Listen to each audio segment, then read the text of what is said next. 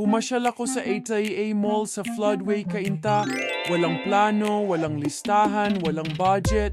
Basta gala lang. Tipong lakad-lakad, tingin-tingin tapos uwi. Walang gastos. Kunwari, pero habang naglalakad ako sa laruan section, biglang may tumawag sa akin. Hindi tao. Isang plastic na bata. Ay, hindi naman literal na nagsalita ha. Kung ganon, ibang level na to. Pero parang may invisible force na nagsasabing, "Hoy, lumapit ka dito! May gusto akong sabihin sa'yo!" So lumapit naman ako at ayun, isang baby doll nakatingin sa akin. Medyo may attitude ang itsura niya. Naka-cross arms siya in spirit, naka-pink pajamas, may cupcake sa damit, at may hawak pang bote. Pero teka, bakit parang mas fresh pa siya sa akin? Mukha siyang bagong ligo. Ako, mukhang bagong galing sa rambulan ng buhay. Nagpanting ang tenga ko. "Anong tinitingin-tingin mo dyan?"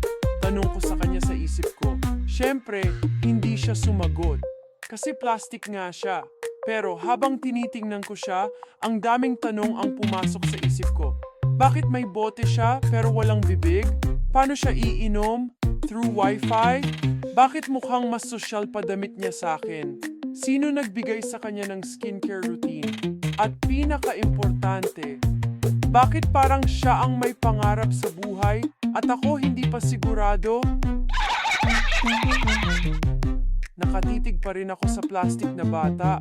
Naisip ko, baka gusto niyang sabihin sa akin ang sikreto ng buhay.